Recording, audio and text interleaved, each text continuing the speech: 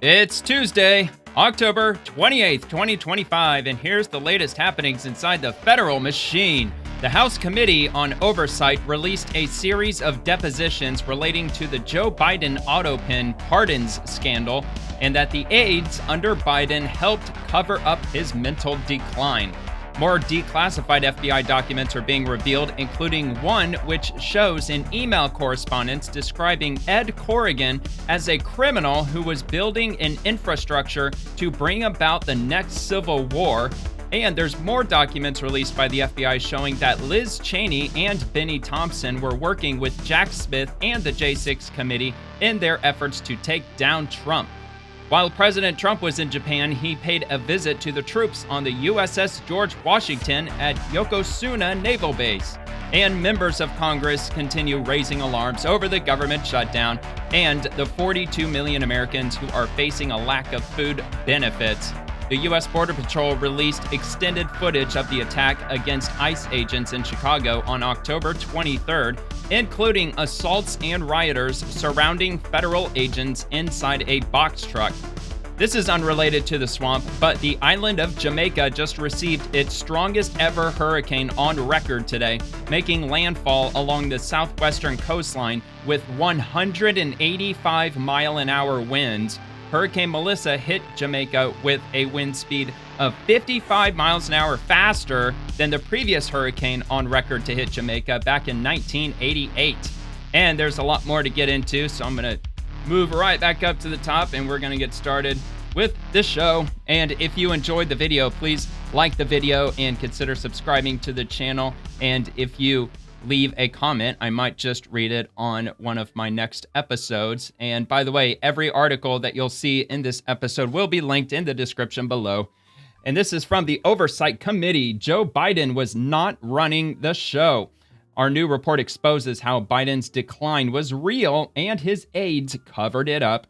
Aides didn't even know who was operating the AUTOPEN to sign official documents and pardons. Watch the truth they tried to bury. It's a bit of a long one, but it's going to be a good one. I just know it. I haven't seen it. I just react as I go, but it's gotten quite a bit of attention, 17,000 likes. And yeah, it's on its way to, well, it's been out for 12 hours. Still, regardless, Oversight Committee, let's check this out. Was the number one issue in the campaign the president's fitness or his age? Did you ever see President Biden in a wheelchair? I do not recall ever seeing President Biden in a wheelchair. And new information now on the people in his inner circle and how the cover-up actually operated. Senior aides that worked here until just a couple months ago, the beginning of this year, manipulating an ailing president for their own gain. How much were you paid for your role in the campaign in 2024? Just a little bit short of $4 million. I'm sorry. What? $4 million. $4 million? I believe that the president should stay in the race. Your own financial stake in the matter was a factor in any. Wait a minute. Former senior advisor to the president. That dude got $4 million during the campaign. Did I hear that right? That's the amount of money that he earned while doing that? How is that not corrupt? That sounds absolutely insane. There should be rules against that. I don't believe that. And when it comes to President Biden's decline, the official word from Biden World about all these news stories is that nothing has been revealed this week that shows that President Biden was anything but an effective president. Yes, I noticed that he was aging in terms of his physical condition. I noticed that, he shuffled more. That he has. Yeah, he was an old man. No big deal. Come on, man. Gaffes that he did, at the beginning of the term. His rhetorical skill. The gaffes, just about every other sentence was a gaffe from Joe Biden. True and honest shove of pressure. That was one of them. There were a whole bunch of ones. There were tons of them out there. Not as strong as they had been, and his speeches were less effective, I thought. We talked about age. We knew it was an issue, and we tried to design a strategy. We had a discussion at the senior advisor level about whether the president should have a cognitive exam. Flashback now to the legacy media's complete. I think every president should be required to do so. Decline. Start your tape right now, because I'm about to tell you the truth. And F you if you can't handle the truth. This God, that dude could be such a dick. Of Biden is the best Biden ever. His mental acuity Like I said. great. It's fine. It's as good as it's been over the years. He is sharp. He is on top of things. Do you regret saying that President Biden had a mental acuity? He had a sharpness to him. I said what I believe to be true. And you think he was as sharp as you? Then why did whenever he would give an impromptu interview, that would occur, like what? You could count it on one single hand for his entire presidency. I don't think he gave an off-the-fly interview with the press at all. Like just taking Q&A. Like what Trump does virtually every single morning. At least Trump did that during his first term every single morning. Right in front of Marine One. He would just sit there and just talk to the press for 20 minutes, 30 minutes, sometimes an hour. He would take any question. And you knew the questions that Trump was getting from them. Russia this, Russia that, Russia, just all this like conspiratorial bullshit that he had to like just dodge a bunch of nonsense, this whole witch hunt bullshit. He took any question that they gave him and he answered it accordingly. Biden wouldn't even hold one of those press conferences. It had to be very carefully scripted. Even the questions that were given to Biden, which of course they orchestrated all that beforehand because the press, they weren't going to ask Biden questions without him knowing which questions were what. They even put in pictures of the reporters next to the question that was going to be asked. So he knew exactly who it was asking the question. That's a little fucked up. I said I had not seen decline. Oh, I love that look he gave her. Just fine. How people interpret that is up to them. We're watching the testimony of this woman here, Annie Thomasini.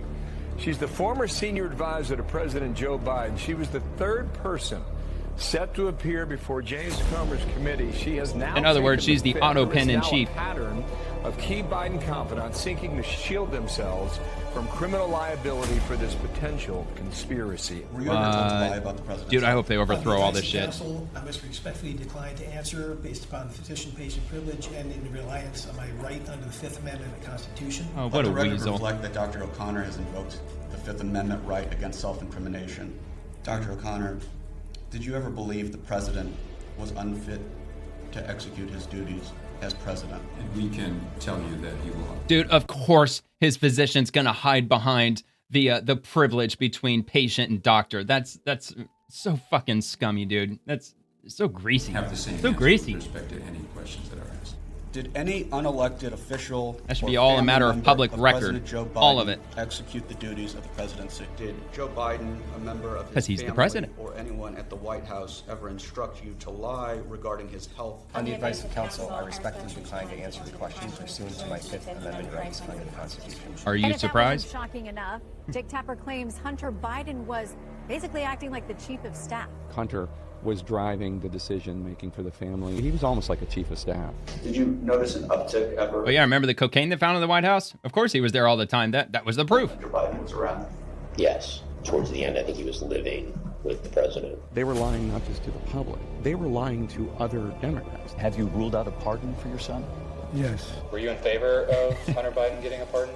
Yes. Did you ever ask Joe Biden? Wait a minute. Did he really pardon himself? The allegations regarding his son were true? No. Ian Sams, who was the White House spokesperson, interacted with him 2 times. 2 times. Well, I think it's really important to take the soundbite and understand the context. How often would you say that you interacted with the president in person? I interacted with him pretty infrequently. I think I met with the president a handful of times during my tenure in the White House. I've got to say, that doesn't look anything like the president that I know. When I deal with him, he's sharp, he's asking tough questions. That's the President Biden that so many of us experience every single day. Yeah, I think it's missing some context.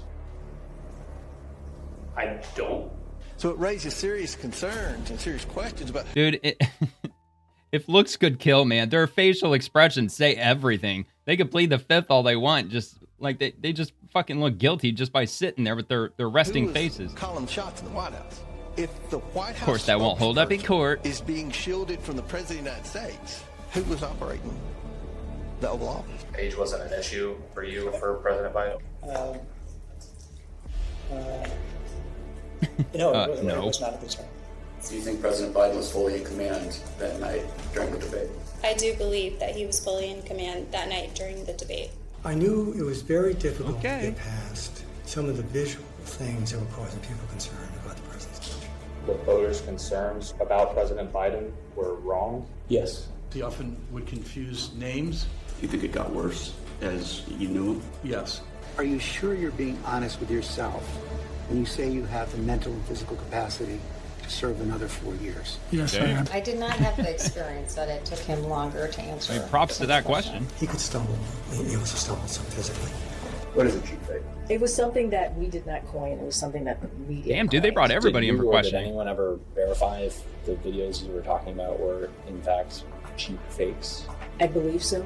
But there were instances where videos were circulated of President Biden appearing confused or freezing for a moment that were real, correct? Not that I recall. She told you this real video of Biden getting lost in an Italian field was fake. Now she's saying, yeah, my White House was broken and I'm switching parties. I remember that. Y'all remember that? Really constrained his voice. He didn't know where the hell he was. His ability to be forceful in the debate. It's actually the Italian prime minister had to corral him back to the crowd. That night to him being under the weather. That's my assumption. The ability of Medicare for us to be able to negotiate drug prices with the big pharma companies. Had you ever seen him have a cold or the flu before? Yes. Did he ever behave the way that he did during the debate? Not that I ever saw. It was clear what he was trying to say. Dude, they did everything to get him on his absolute A game when he was in this debate against Trump. God knows, like, what amphetamines or God knows what that they pumped him up with to try to just keep him as sharp as attack as possible, which, I mean, obviously that wasn't going to happen no matter what they gave him. Dealing with everything we have to do with, look,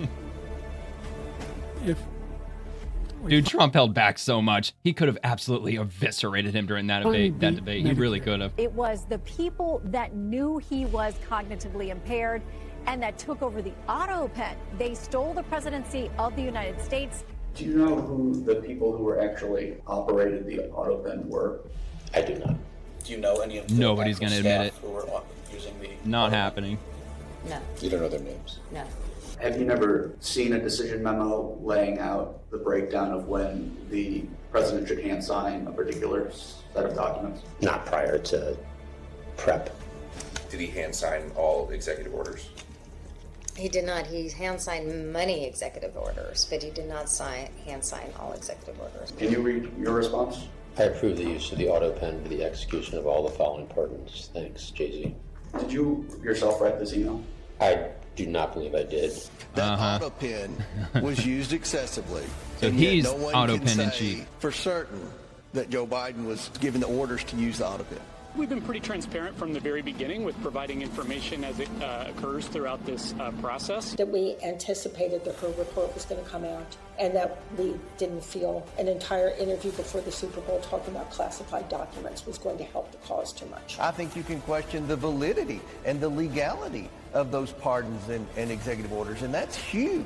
But the president is absolutely sharp, fit, on top of his game. So they're just making up lies to attack the president. But do you think his mental acuity had declined? Well, that tends to happen when you age. All right, there we go. So very interesting. Very interesting. Oh, here we go. Read the full report at oversight.house.gov. Well, let me see if that's on here. Oversight.house.gov. There it is. Right here. Here's the full report, which I'm not going to read. I will link it, though, if you want to check it out. So I will read at least a paragraph or two just to get a little bit of info from it. So the report exposes Biden's decline, the White House cover-up, and invalid executive actions. Signed by AUTOPEN, Chairman Comer sends referrals to the DOJ and D.C. Board of Medicine. Today, the House Committee on Oversight and Government Reform released a staff report titled The Biden AUTOPEN Presidency, Decline, Delusion, and Deception in the White House. The report exposes how President Joe Biden's top advisors, political operatives, and personal physician concealed the president's mental and physical decline from the American people. The findings reveal that as President Biden's condition deteriorated, his aides exercised presidential authority and facilitated executive actions without his direct authorization, including misusing the AUTOPEN and failing to properly document decision-making processes. Why not just let Kamala Harris just do her thing? She was vice president. You'd think that would have been the absolute perfect time for Democrats to usher in the first Black Asian woman president. Welcome, Kamala Harris, or Madam President Harris, or whatever. That's still, It still has me wondering why they didn't do that. They could have done that like 3 weeks before the election. That way they could have still had that win, first woman president. But nope, they didn't do it. Anyway, so following the findings of its investigation, the chairman, James Comer, Republican in Kentucky, sent a letter to the U.S. Attorney General Pam Bondi requesting the U.S. Department of Justice conduct a comprehensive review of all executive actions taken during the Biden presidency and scrutinize key Biden aides, Dr. Kevin O'Connor, Annie Tomasini, and Anthony Bernal, who pleaded the Fifth Amendment during the investigation. Chairman Comer also sent a letter to the District of Columbia Board of Medicine seeking its review of actions taken by Dr. O'Connor to determine any potential wrongdoing in his medical care of the former president. And it goes on from there. Obviously, it's going to be a lengthy read, but it's down there below if you want to check it out. Oversight.house.gov. And going back, I've got a post from AG Bondi herself. My team has already initiated a review of the Biden administration's reported use of AUTOPEN for pardons. Rep. James Comer's new information is extremely helpful, and his leadership on this issue is invaluable. We'll continue working with GOP oversight to deliver accountability for the American people. So it looks like the DOJ, they're hard at work on it. So I guess we'll just have to wait and see. And I'll move on to the next thing from FBI Director Kash Patel. Every day this FBI is releasing documents like these. Like what? So let's check that out first. In fact, so this is from Kevin Roberts. The fact that this exists is an indictment of the FBI, not my friend Ed Corrigan. I hope that FBI Director Kash and Dan Bongino will look into this right away. And he's replying to Molly, MZ Hemingway. This is so insane and so divorced from reality that it tells us the situation at the FBI was a million times worse than even those who think it's unsalvageable believed. Ed Corrigan is one of the most beloved members of the conservative movement across every faction on the right. So if you don't know who Ed Corrigan is, and honestly, I wasn't very familiar with him. I've heard his name somewhere, but I do have a biography, just a brief description of who he is in case you don't know. But first, I'll read what everybody's freaking out over. So first off, the watermark, it says for HJC only, not for external dissemination. And it's obviously email correspondence from, it's redacted, subject unclassified. This was on September 14th of 2022 at 10:03 a.m. Classification unclassified. It says, give me a call back when you can.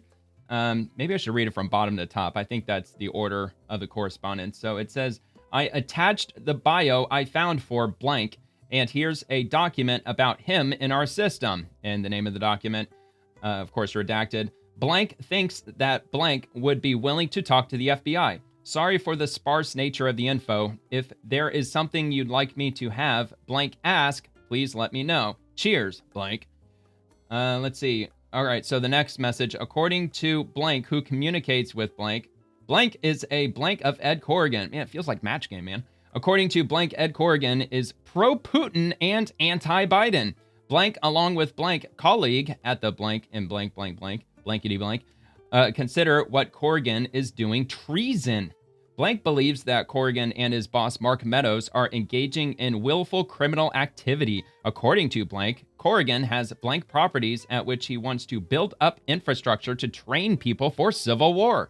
Corrigan secretly controls the Freedom Caucus and has plans that are not good for the FBI. Corrigan hates the FBI, who he refers to as spooks. Corrigan claims to have identified an blank as a spook in the blank. Additionally, blank thinks Kushner may have given classified documents to the Saudis as part of the $2 billion deal.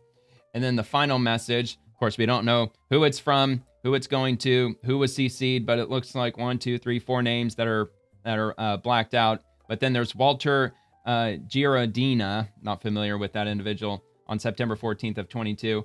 And it says, give me a call back when you can. I'm assuming this is probably coming from the FBI. That would be my assumption. So yeah, with all that said, just real quick, who is Ed Corrigan? So I've got this from the Conservative Partnership Institute. Ed Corrigan, president and CEO. Corrigan has over 25 years of leadership experience on Capitol Hill and in the conservative movement. In 2009, GQ magazine named Corrigan to its list of 50 most powerful people in D.C. He was tapped by the Trump transition to lead the personnel selection process for all domestic policy departments, placing hundreds of conservatives in key administrative positions.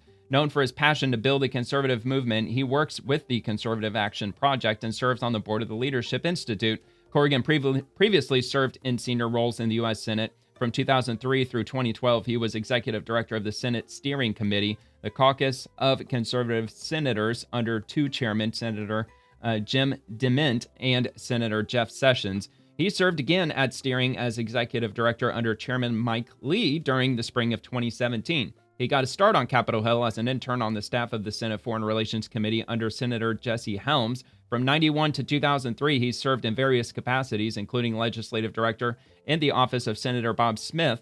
In 2011, Corrigan received the Weyrich Award for Capitol Hill Staffer of the Year, an honor named after former Hill aide Paul M.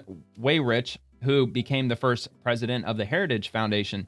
In 2013, Corrigan was named Heritage Foundation's Group Vice President for Policy Promotion, which worked to advance conservative policy on Capitol Hill and in the conservative movement. He was born, so, that's not really exactly relevant as to what we're looking at. But anyway, that's just a basic, gist of who he is. Not really a politician per se, but definitely one of those top guys working in the background. All right, so going back to Kash Patel's post, he says, every day this FBI is releasing documents like these to give the public full view of what happened, work with Congress to right the wrongs, and hold accountable anyone who acted unethically. Period. Corruption like this is being crushed in your federal government day by day. It's a new era. So I don't believe there's any follow-up. See, Russiagate is not going away. The Dirty Dozen. So these are all going to be comments below. So, yeah, I don't know if we're going to see the consequences to everything that's been going on under the Biden administration. I would probably, I would definitely give an educated guess that if they were to arrest every single person who actually broke federal law, they would probably have to build jails to house all of them. All right, so moving to House Judiciary GOP. Today's major revelations are all thanks for the leadership of FBI Director Kash and our oversight. Major story number one, and we've got major story number two. I believe it's in reference to these documents, but first let me open this up and see what they're referencing. It might have been what I just covered. Actually, no. So this is breaking. New Arctic frost documents reveal even further wide-ranging investigation by Biden's DOJ to take down President Trump and his supporters. Here's the highlights.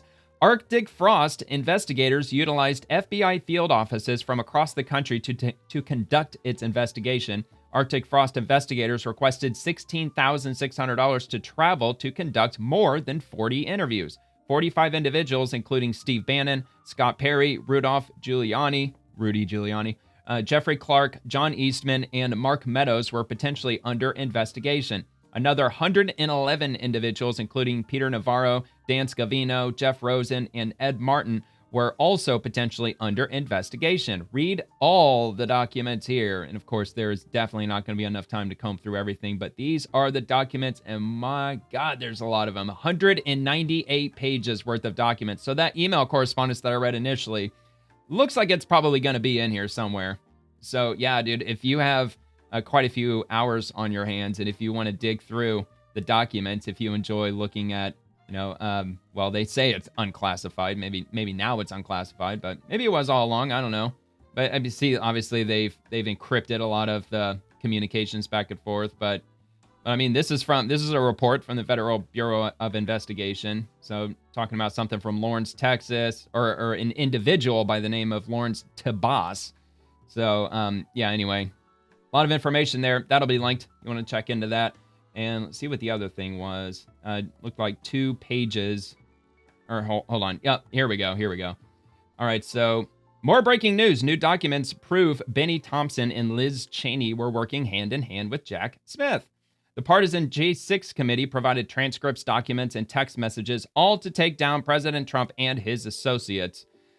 And this one comes from, 117th Congress Select Committee to investigate the January 6th attack on the United States Capitol. On December the 9th of 2022, Mr. Jack Smith, Special Counsel, United States Department of Justice. Dear Mr. Smith, earlier this week, the Select Committee to investigate the January 6th attack on the United States Capitol, quote, Select Committee, end quote, produced to you 16 interview and deposition transcripts along with exhibits associated with those transcripts.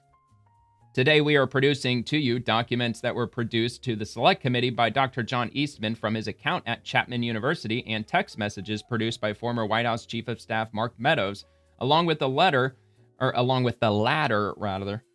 we are producing a staff-created spreadsheet of the Meadows text that contains additional information from privilege logs that Mr. Meadows provided to the Select Committee, as well as names linked to telephone numbers where the Select Committee could identify them. The names linked to telephone numbers were not provided by Mr. Meadows, but were instead based in some cases on only publicly available information. The Select Committee will continue to provide materials to your office on a rolling basis. From Bennie G. Thompson and Liz Chaney. And then this one addressed to Jack Smith. Same thing, Select Committee to investigate January 6th. Dear Mr. Smith, as you know, the Select Committee to investigate the January 6th attack on the United States Capitol, the Select Committee is concluding its investigative work. The Select Committee will soon issue its report, which will be available to the public. We also want to make evidence we have gathered available to the Department of Justice. We are beginning today by producing 16 transcripts of interviews and depositions taken by the Select Committee, along with exhibits associated with those transcripts. As we continue to conduct the remaining work of the Select Committee, we also plan to provide you with additional evidence as soon as possible. From Bennie G. Thompson and Liz Chaney. So that's the latest as far as that goes from the House Judiciary GOP. And I will move straight on to the next thing. There's a lot of stuff to get through, so I'm going to move on to the next topic from the White House. President Donald J. Trump and Japanese Prime Minister Chaney Takaichi. I'm terrible with names. Haven't you noticed by now? Anyway, so so there you go. There's the image. Didn't want to just scroll past that. So, meeting in Japan. Monica Crowley, what an entrance. The commander-in-chief arrives on the USS George Washington at YO-KO-SUKA Naval Base. Let's check this out. Dropping down from above with the fighter jets. Look like F-22s. Of the United States, Donald J. Trump.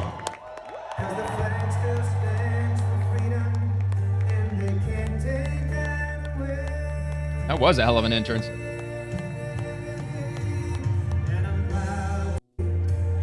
Okay, so they got different views. From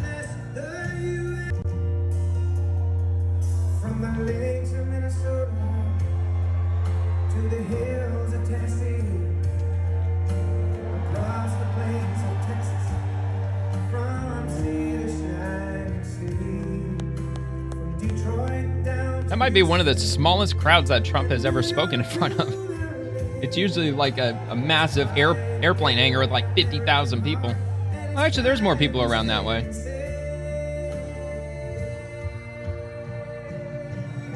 I mean, it's a huge vessel. There's got to be thousands of people that work on it.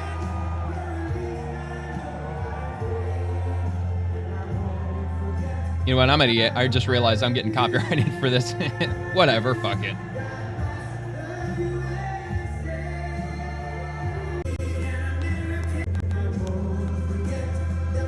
All right, yeah, we get the idea, but I got more. Don't worry. From DOW Rapid Response from the President, the United States is blessed with the strongest and most powerful military in the history of the world, and I'll just let him say it himself for the rest of the quote. Is blessed with the strongest and most powerful military in the history of the world. There's no military like our military, not even close. No, nobody has never in the weapons. history of humanity, not even It'll be close. Stronger and more powerful than ever. We're straight before. out of the Very future. Soon, we just approved the biggest budget in the history. Might as well over be. $1 trillion. Over $1 trillion. We have the best ships, the best airplanes, the best submarines, the best technology. Oh, by far. Nuclear powered. But above all, we have America. What's amazing about these nuclear-powered subs is that they could stay submerged underwater for 30 straight years and never run out of power. That's how insane our submarine force is. Same with the aircraft carriers. They could be out at sea for 30 years, 40 years, and never have to head back to refuel or anything because they're nuclear-powered. It's absolutely crazy. And like with those the F-22 Raptors, they're basically retiring them. At least they're substantially drawing back on the use of them because there's no other Air Force in the entire world that has planes that can come anywhere near its class. It stands alone. It is so insanely advanced that there's nothing that can compete with it. There's really nothing. America's military, it's the best people. It's all about the people, ultimately. You have to work all of that fancy stuff that we make better than anybody else. The fact is, we do make the best weapons, but if you don't have the right people to operate those weapons, they don't mean much. Amen. Despite that, as Commander-in-Chief, I never forget that our ultimate strength does not come from equipment.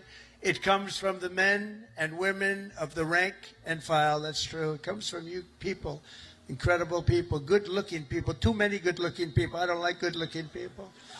I never liked good-looking people, I'll be honest. I don't like good-looking people. I've never admitted that before. But see, I'm allowed to. It's hilarious sometimes when he just talks off the fly. He goes off script. All right, so I got another one. Over the last 11 months, the spirit of our military has been soaring like never before. For the past 11 months, the spirit of our military has been soaring like never before. You know that. The spirit of our country has been soaring. After years of recruiting shortages, and we had bad ones. It was embarrassing, frankly. During my campaign, before the election, November 5th, after that, it all changed. After we won, it all changed. And now we have waiting lists with record numbers trying to join the U.S. Navy and all of the armed forces. We have literal waiting lists. And that was not the case under Biden. 2025 was the Navy's single best recruiting year in many generations. That's pretty good, isn't it? Remember those woke military commercials under Biden? The ones that were talking about like transgenderism and shit. Then China and Russia came out with theirs, and they look like absolute badasses compared to our military. The spirit of our military has been soaring like never before. You know that. The spirit of our country has been soaring. After years of recruiting shortages, and we had bad ones. It was embarrassing, frankly. During my campaign, before the election, November 5th, after that, it all changed. After we won, it all changed. And okay. I think I'm looping over it again, aren't I? All right, anyway, so President Trump delivered a special message to the sailors of the USS George Washington on behalf of all Americans. Thank you. On behalf of all Americans, I just want to say, and I came over to say it loud and clear, thank you very much. Thank you. Thank you. Incredible people. You are incredible people.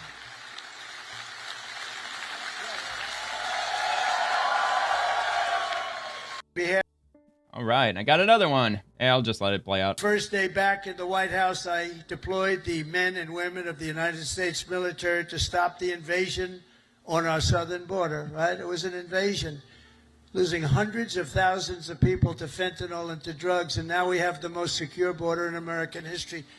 For 5 months, they said zero, no people came into our country illegally. They came in through a legal process, but nobody came in through the southern border. Can you imagine? Even I can't, it's hard to believe that. Because, and we do have it tight as a drum, but that's what we have to have. If you don't have borders, if you don't have a fair media, first day yeah, I mean, they came in through the port's entry. I'm sure there was a lot that tried. There were a lot that tried. So, yeah, anyway, that was on the USS George Washington. I believe that was earlier today. By the way, I don't know if those were in any particular order. I just grabbed them as I saw them and just put them together. So there you go. And this is from Takeichi Chaney, or Chaney, is it Chaney? I don't know. I can't pronounce it. The Prime Minister of Japan. And she says, my sincere appreciation to President Trump for his friendship. Japan, together with our ally, the U.S., is determined to do everything we can to contribute to peace and prosperity at the heart of the world. And she reposted from the White House. What was it? Japan. Japan is back. And got a couple of hats signed by President Trump and the Japanese Prime Minister. And then moving on to Secretary Marco Rubio, met with the family members of the Japanese citizens abducted by North Korea. As the president reaffirmed, the United States supports Japan in its call to immediately resolve the abductions issue, and we denounce North Korea human rights abuses. And he's meeting with the family members. Oh, wow, yeah, see, they even brought their images or their pictures with them. And so that's going to be a real uphill battle for Marco Rubio, but, I mean, he's gotten a lot done in less than a year, so I don't know if he has an open line of communication with Kim Jong-un. I doubt it, but it's possible he might. Anyway, so hopefully they'll get that resolved. And I got this from Ambassador Mike Walls, and he says UN member states should stop appeasing the regime with their votes and instead use this vote to send the world a message. I would encourage you to send the regime in Havana, Cuba, of course, and send the Cuban people a message. Stop using this vote to blame them and blame all of its economic problems on the United States. No government in history has ever made a communist economy work. Amen. Even fellow socialist and communist states are urging Cuba to open its economy to its own people, allow its people to thrive.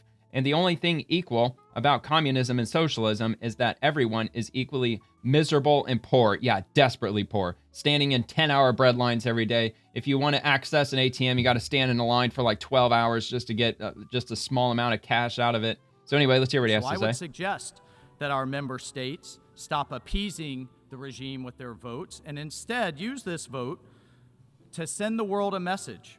I would encourage you to send the regime in Havana a message and send the Cuban people a message.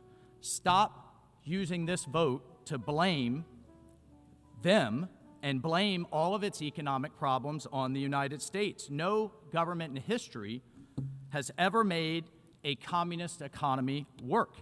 Even fellow socialist and communist states are urging Cuba to open its economy to its own people, allow its people to thrive.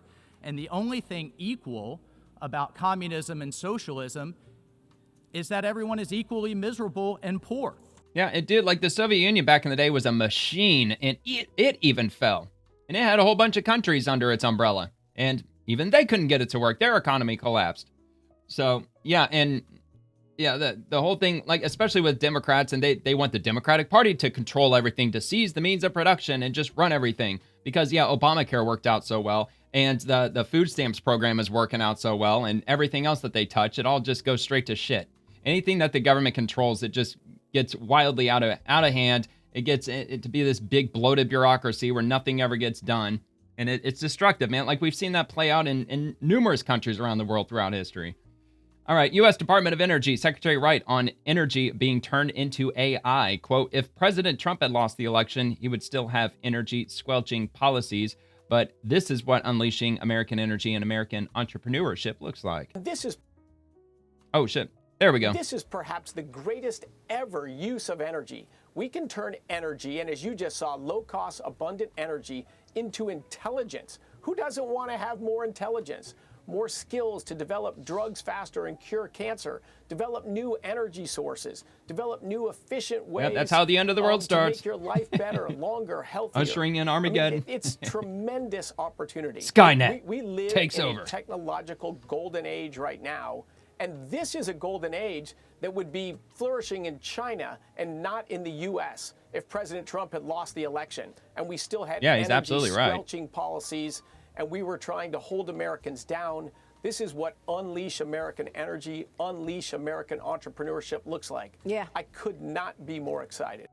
Yeah, you have to ask yourself why China doesn't have endless fields of solar panels and wind turbines, and they've got coal power plants probably as far as the eye can see. They're building 27 more coal power plants right now under construction, major coal power plants, because they're trying to beef up their AI infrastructure also. And that just goes to show that Democrats never had any intention on us staying ahead of China with regard to, I don't know about technology as a whole, but certainly not AI technology because it's extremely heavily energy reliant. So, all right, moving on to House Republicans. This is the House Republican press conference. It's like a half an hour long. I'll just play a couple of minutes. I'm assuming that they have a period where they do a Q&A, so not sure exactly how long that the initial speech goes, but I'll play it for a few minutes to see where it goes. And then after this, I also have from the Senate Democrats. So I got both sides. So I got their press conference, got the Republicans' press conference. So I figured we'd hear a little bit from both. You kind of see which side's talking about what. I can only take a guess. All right, so here we go. Guess I got to find the beginning first. There we are. Welcome to day 28 of the Democrat shutdown. We're almost a month into this. And Only we one want more to week till it highlight a breaks the couple of record. things and a few members this morning. There are some very important developments.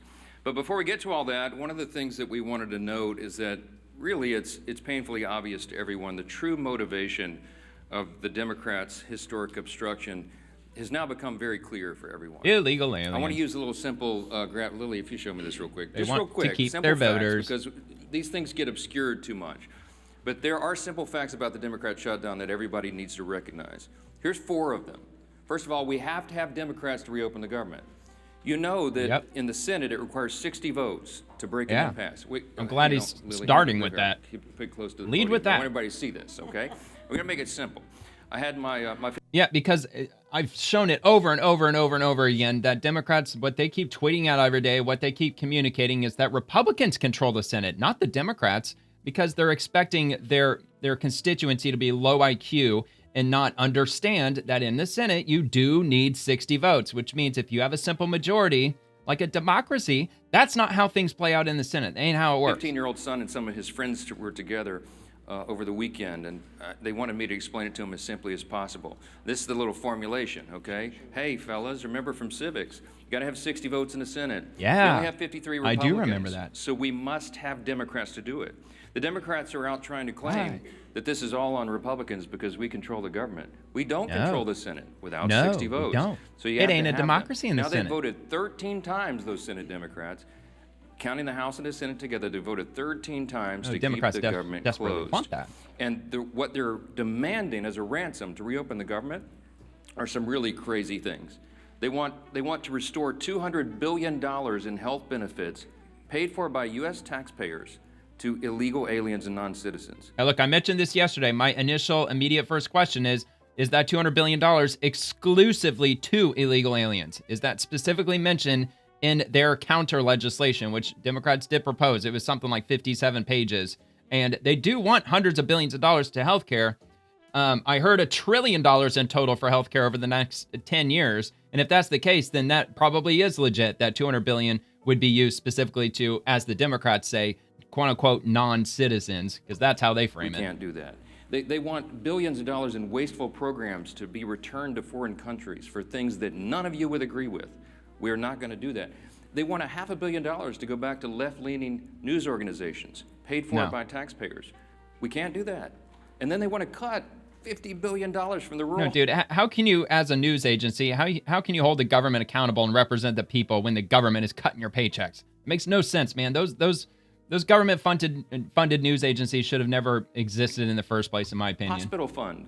That Just my Republicans opinion. got signed into law July 4th to prop up health care in red states and rural areas around the country. It's too important, but they want to take that away. They know that we can't do it. And now that they've begun to admit what this is all about, thanks, Lee, put it on the thing there. They're admitting what they're up to. Chuck Schumer said every day of the shutdown gets better for us, meaning the Democrat Party. And you know, we had the second-ranked Democrat in the House, the minority whip, who just said a few days ago, the end of last week, that we know that this is causing great pain for the American people, but we have to use this leverage. Oh, it's about to get a lot worse. Where we have leverage like this. If this SNAP benefits thing is everything that they claim it's going to be. But ultimately, 42 million, no benefits for food. Let me summarize this really quickly. We're talking Great Depression level shit. As simply as I can for the civic students back home. Republicans Which, of course, are that not could just demanding be playing anything, politics. literally nothing. All we want is to reopen the government. The Democrats are demanding all those things I just showed you on the chart. Yeah, plus he a is lot right more. about When I that. say they want to send money to foreign countries, this is some of the things that they would propose that we spend money on again. They're demanding. This is a ransom. All right, I'll let him go through that, and then I'll go to the next thing. Things like $4 million for global LGBTQI plus awareness campaigns around the world. $4 million for the LGBTQI plus democracy grants in the Balkans. It's QIA. They want $2 million for feminist democratic principles projects in Africa. We're not doing that. But again, the question is why? Why? Yeah, why? This sounds like for crazy. real, It why? is. Why would they do this? It's all part of their Great Reset agenda. All the roads lead to depopulation. They want 100 million people at most around the world and turning everybody gay and encouraging abortions, whether if it's 2 months along, 2 weeks along, or 9 months along, you know, and also pitting women against men, which, of course, the algorithms and social media, they've been doing a hell of a job at that in the last 10 years or so. And what we saw on vivid display over the weekend was the re-emphasis of this fact. This is motivated purely out of fear. And what do we mean by that? You saw the Democratic leader in the House, Hakeem Jeffries, endorse Zoran Mamdani for mayor of New York City. Yeah, he did. Okay, so he's going to get into more details on that, but I'll repost that if you want to check that out. A link to my X profile is in the description below. Or you can just go straight to House GOP. This was posted 11 hours ago. 9:54 a.m. today, or at least as of this recording. So this comes from Senate Democrats. So we'll take a few minutes and see what they're saying. What are they talking about over on their side? Looks like it starts up around here, perhaps, or not.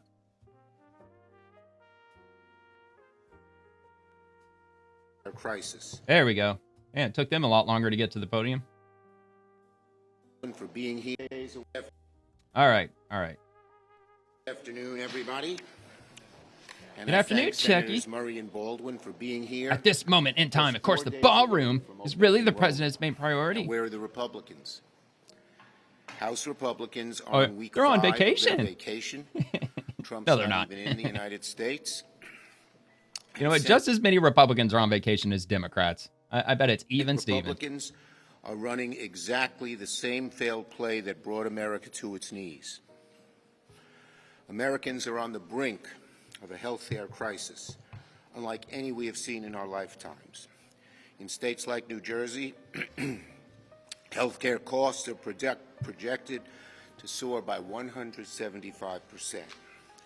In New York, the average family, with a plan costing $280 a month, will pay $1,700 a month. No, they're not. They're just going to cancel it. This isn't just a number on a page. Families are going to be in panic this weekend. All across America, millions of them. How are they going to pay this bill? Obamacare, how are how they going to dare live you? Without health care? It's tragic. And of course, it didn't have to be. But Republicans are doing nothing. 1 ounce of urgency. They didn't create this monster. Democrats did. Disaster they created. They're doing nothing about that. They shouldn't have to do anything. So this is your monster. We're on the precipice of a historic crisis, and Republicans don't even want to talk to us about fixing it. No, let's repeal it. How about that? Where's he? Not even in the U.S. What's he focused on? He Trump's secured his focused 10th on peace deal. $40 billion for Argentina, $170 million in luxury jets for Kristi Noem, $300 million for his ballroom. Has nothing to do with the shutdown. His ballroom says that is his main priority. Can you believe that? You can't make this stuff up. His number 1 priority is his ballroom when people are suffering? What kind of president is this? So I already showed this the other day on my show. It was on Friday, if I'm not mistaken. So somebody asked White House Press Secretary Caroline Leavitt about the Rose Garden project that is underway at the White House. And they asked if there were any other projects in addition to the ballroom that are happening at the White House. And she said, no, not at this time.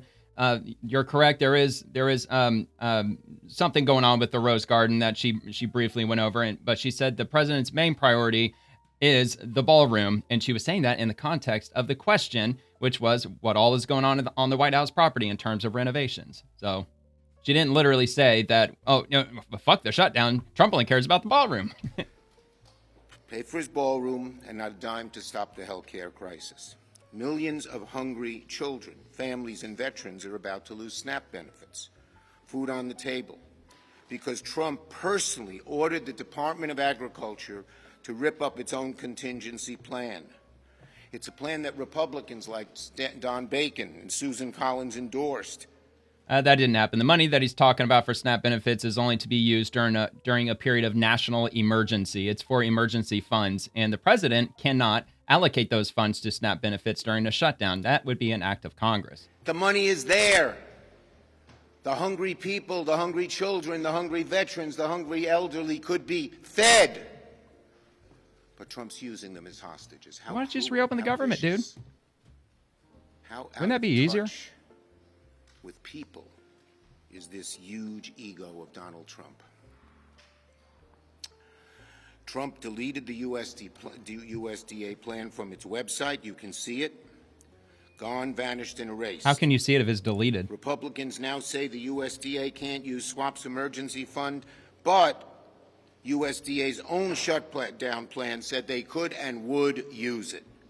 So this is just pure, vicious hostage-taking. All right. So it's got like 12 minutes or so. I think I was about even on the time. I mean, it's kind of rich that President Trump worked with the Pentagon to get the troops paid for one more pay period. after the shutdown, but Democrats were threatening to take them to court to stop that from happening. So it goes to show who's got the better intentions, really, at least in my opinion. So anyway, so it didn't get a lot of attention. It only got 31 likes, but it did get 92 comments. So it was ratioed at 3-1. So, I mean, you know, needless to say, and this is from Senate Democrats. This wasn't reposted by a Republican. This is coming directly from Senate Democrats, like their official government profile. And as far as the comments go, I can only imagine it's probably a lot of people just, look, sign the clean CR hostage taker. Of course, you know, we've got the memes. Okay, I'm going past that. You know, it's not really necessary, I guess. But so Schumer needs to bend the knee. Democrats are going down big in the polls. Oh, good. What are they going to lie about now? So, I mean, you get the idea. But this forum here, this is room for the Democrats. You think that the Democrats would be in this comment section talking about how, yeah, those damn Republicans, evil orange man, but there's really not really much. There might be a few people somewhere in these comments that's talking about how, you know, the Republicans they're the ones that are responsible for this, but they're kind of few and far between, which is kind of crazy. So anyway, I'll just leave it at that. Oh yeah, here, I'll repost it in case you want to check that out either on my profile, or you can go straight to Senate Dems and you can see the entire video on there. And that was at 7 hours ago. So that was at 2:37 p.m. today. And I'll move on to the next thing. Congressman Brandon Gill. This is a Democrat shutdown and everybody knows it. Let's see what this says. Shutdowns are terrible. And of course there will be. Look, full disclosure, I'm not crazy about these videos. You know, I collect all the information I can within a couple of hours, and then I piece everything together for the show. As far as these go, like it's kind of campaign commercially, and they tend to chop things up and kind of put things out of context here and there. I mean, in my own personal opinion, Democrats are way more effective and way more nefarious with doing that than Republicans tend to be. But Republicans aren't innocent in that either. Families that are going to suffer. We take that responsibility very seriously. But it is one of the few leveraged times we have. Yeah, say they didn't chop up that 10 That's why seconds. shutting the government is really what the Democratic Party wants to do. And I follow country, then party. Amen. And it's the wrong thing for the country in a period Highly of respected chaos. him I for saying refuse to that. vote to shut our government down. We got to make sure Because Democrats definitely put party over country. Because they're communists. We got to shut this government down, so be it. Aren't Democrats demanding health care for illegal aliens? Democrats are demanding health care for everybody. And whenever you talk about negotiations, House Republicans have done our side of the negotiation. We sent over a clean CR to the Senate. It wasn't filled with Republican or conservative priorities. It was a clean bill that we thought, you know, it's something that Senate Democrats have voted for 13 times in the past, including once this year. So the ball is in their court to reopen the government. We have done our work and they need to do theirs. All right. Well, to be fair to Brandon Gill, that was not chopped up. They took the statements as they were said. I mean, they didn't do any cutaways in the middle of anybody's sentences or anything. So, you know, I'll give them credit for that. That was a pretty clean video. All right. So RNC Research, Senate Democrats just voted against reopening the government for the 13th time today because they want to fund healthcare for illegals. Motion to invoke cloture on the motion to proceed to the consideration of H.R. 5371, the Continuing Appropriations and Extensions Act. And they voted 54 yay, 45 nay, and of course 60, because this is a Senate, 60 votes are needed for it to be passed. So didn't quite get enough. So therefore, the government remains shut down.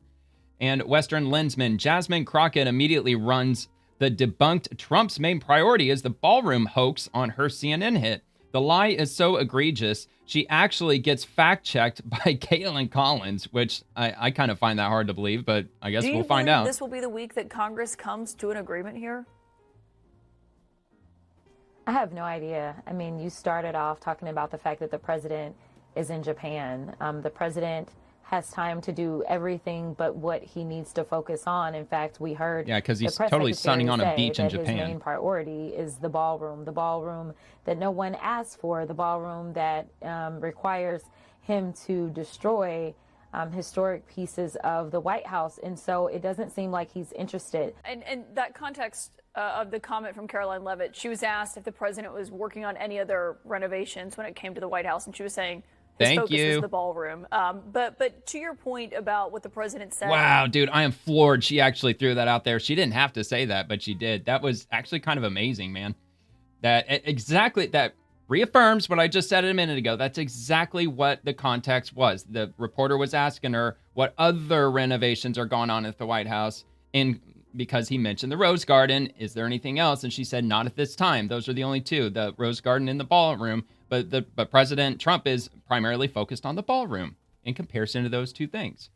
It was that simple. And then you got Chuck Schumer with that big stupid billboard up there saying that, oh, Trump only cares about the ballroom. He could give a fuck less about the government. All right, so also have this follow-up.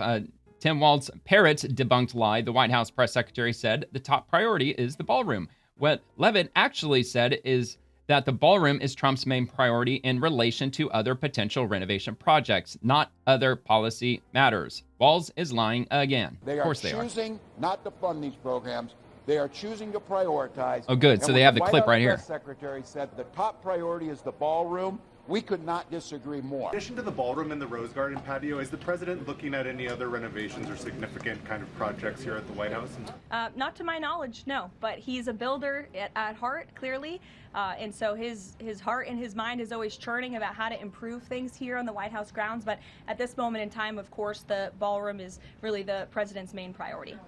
There you go. That was it. At this point, I really would just have to take that clip. What was that, like a 15-20-second clip? I might as well play that at the beginning of every episode, because Democrats are just going to keep running with that lie over and over again.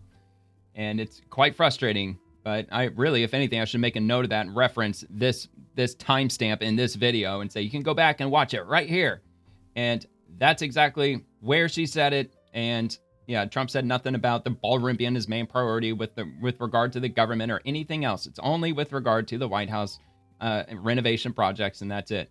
I did hear somebody left a comment. Oh man, I don't have it up in front of me right now, but somebody left a comment in one of my videos from last week saying that the White House Command Center is the actual main project that's going on at the White House, and that the ballroom is just a cover. So I just decided to Google it, and I asked, where is the command center at the White House? And it said it's in a former World War II bunker that was constructed underneath the east wing of the White House, which is exactly what they demolished to make room for the ballroom. So they're building the ballroom like right on top of the command center, but somebody had that, I guess I would call that a conspiracy theory, that it's actually the command center that's being reworked and being upgraded, and that the ballroom is just kind of a cover for that. But all right, anyway, so Leader John Thune, the way out of the Schumer shutdown is the same as it's ever been. We need 5 more Senate Democrats to vote to reopen the government, or they can force families to go without food, the travel situation to get much worse, and millions of Americans to suffer the consequences. And talk about, like, couldn't possibly happen at a worse time, because we got Thanksgiving coming up, and we also have the Christmas season coming up. So you've got a lot of people traveling. That's going to be a nightmare. I mean, I'm glad I don't have any plans to fly anywhere this Christmas season, but I mean, may God be with you if you are, because it sounds like it's going to be a nightmare. Plus, up to 42 million people losing SNAP benefits. Hopefully as many as possible stocked up in preparation for Thanksgiving, because their benefits are about to dry up in a few days. Good afternoon, everyone. It's not very often that I get a chance to say this, but I agree with the AFGE, American Federation of Government Employees, who largest government employees. Yeah, they're calling on Democrats to reopen the government. This week that I read that yesterday. Need to reopen the government and start getting federal employees paid again. And on that point, they are absolutely right. This is going to get worse as the week goes on, as time goes on. You've already seen the impacts. Federal workers missed their first paycheck last Friday. ATC employees are going to miss their paycheck today. If air by traffic the end controllers. Of the week this isn't over, there are going to be 40 million Americans who are not going to have food assistance. And you add on top of that Head Start and donate to your local food bank, folks. People who are getting their medical appointments canceled because of the shutdown. And it needs to end. It just needs to end. And we have made it abundantly clear, every elected official here has made it abundantly clear that we are more than happy to sit down with the Democrats and talk about other issues, whether it's the unaffordability and unsustainability of Obamacare. We're happy to have that conversation. but we can't do it with, as Chuck Schumer has said in the past, a gun to our heads. It's just that simple. So they're going to have several opportunities again to vote to reopen the government, and I sincerely hope, in the best interest of every American who is impacted by this shutdown, and particularly those who are going to be really adversely impacted come this weekend, that enough Democrats will come to their senses and deliver the 5 votes that are necessary to get this bill on the President's desk. And remind everybody knows it, this bill passed the House a month ago. It is sitting at the desk in the Senate. We can pick it up today, pass it, put it on the President's desk. It will be signed into law. The government reopens today. Okay, all right, I'll just cut it there. By the way, Leader John Thune, he's the Senate Majority Leader. I just thought I would just make a mention of that. So between him and Speaker Mike Johnson, I would say he's probably got more weight in this conversation because he's in the Senate, whereas Speaker Mike Johnson, he's just the Speaker of the House, and they already passed the CR bill in the House. But either way, I mean, it's good to hear their perspective also because, I mean, obviously he's an important figure. So Senator John Barrasso, the day Democrats passed Obamacare, they broke healthcare in America. Democrats created what they are now calling a crisis. Yeah, they absolutely created this crisis. This is 100% on the Democrats, and the Republicans, 0 of them voted for Obamacare, and 0 Republicans voted for any Obamacare subsidies subsequent to Obamacare getting passed. So this is 100% on Democrats. They broke health care in America. And the headline in the Sunday New York Times proves the point. First 3 words, Obamacare is pricey. That's what they've done. They said, oh, we want to lower the cost of care. They didn't. So much for Affordable Care Act. Put the word affordable. There's nothing affordable about it. There never was. Obamacare has been pricey from the beginning, and it's getting worse. The Washington Post. It's never going to get better. Agrees. Even if they give them everything they want, it's never going to get better. The problem is that the Affordable Care Act was never actually affordable. That's the Washington Post. They're right. Obamacare is a failed program. It's failed financially. Democrats created it, and they continue to defend the failure today. Democrats tried to prop up Obamacare with very juicy subsidies to try to hold down out-of-pocket costs. Then when Joe Biden became president, Democrats added Biden COVID bonus payments. Yes, they did in 2022. On top of all the subsidies. No Republican support. These payments are an admission that Obamacare's flaws have only gotten worse. And guess what? The Democrats, they set an expiration date. Not the Republicans. The Democrats, they set an expiration date for that COVID bonus for the Affordable Care Act to expire in November of 2025. So they can't even put that on Republicans, but they're desperately trying to anyway. Democrats voted twice to make these Biden COVID bonus payments temporary. The first was scheduled to end in 2022. Okay, maybe I spoke too soon then. But they were noting that Obamacare was still failing miserably, so they extended the payments again. Yes, they did. Extended them to the end of this year. Yep, sure did. Democrats set the expiration date. Democrats created the cliff. Democrats created what they're now referring to as a crisis. Yeah, that's straight up fact. That's absolutely what happened. It's absolutely what happened. And they're trying to put all the blame on Republicans, saying that, well, they control Congress, so that means that they're responsible for destroying the Affordable Care Act and everybody's premiums are skyrocketing. No, 100% on Democrats. It always has been. All right, libs of TikTok. Wow, left-wing TikTokers are filming nearly identical anti-Trump, pro-Democrat videos on the shutdown with virtually the same script. Who is paying for this? Who indeed? I have been a skeptic from the beginning, but I think we're about to find out that the Democratic shutdown strategy was genius because the Washington Post is hilarious. Dropped a bombshell. Enrollment isn't available yet. What they found is because of Donald Trump, health insurance prices are set to increase by 18% this year, but that's not even close to the whole thing because that 18% price increase doesn't include the subsidies expiring. Once you add in the cost that you're going to have to pay because Donald Trump's one big beautiful bill canceled the subsidies, the average annual cost for individual coverage is going to jump from $888 this year to $1,904 next year. That's a 114% increase in the cost of health insurance in 1 year. And if they find a way to preserve the subsidies, it will be exclusively because Democrats refused to let it go. And because Americans refused to buy the bullshit Republican lie that this was all about providing free health care for illegal aliens. Trump's approval rating has Yeah, I mean, it was pretty close to on point. I mean, they definitely had a very similar message. Yeah, I don't know. Now that USAID is shut down, I don't know who's paying these guys. All right, Rep. Derek Van Orden press office leaving this here. So he's responding to Senator Tammy Baldwin, who said, I guess cutting billions from SNAP in his big ugly bill wasn't enough for Trump. Now he's choosing, yes, this is a choice to not give families the critical food assistance they need to feed their families. Trump administration won't use contingency fund to pay November food stamp benefits. Well, because he can't, because it's an act of Congress. Congress has to pass that and allocate those funds accordingly. So anyway, Rep. Derek Van Orden said, leaving this here. Ms. Rosen, no. They're voting Ms. no Carson, on the bill. No. Ms. Baldwin, no. Ms. Baldwin, no. So they're just showing just the votes for passing the CR bill, I'm assuming. So that was on the 26th. And then he posted that, what was that, yesterday? So that they may have had a vote yesterday, or maybe it was the 12th time that they voted against reopening the government. And yeah, just illustrating that Senator Tammy Baldwin just simply voted on camera, no, we're not going to reopen the government, because by doing so, you will just have the ability to open up all those SNAP benefits that are about to expire all in one fell swoop. It'll take minutes to reopen the government, but they don't have any interest in doing that. Senator John Cornyn saying the quiet part out loud from Senate Republicans. Chris Coons believes that denying Americans their SNAP benefits may be unpleasant, but it's worth doing because it gives Democrats political leverage. Absolutely deranged. Republicans control the House, the Senate, and the White House. Frankly, this is our only moment of leverage. And although a very unpleasant tool to use. All right, there you go. That's the leverage. They've got leverage now. All right, Rapid Response 47, National Air Traffic Controllers Association President Nick Daniels speaks. Let's hear what he has to say. Day in and day out, that's now the life of an air traffic controller. The people tasked with making the impossible possible are having it made impossible by not paying them again. So the message is simple.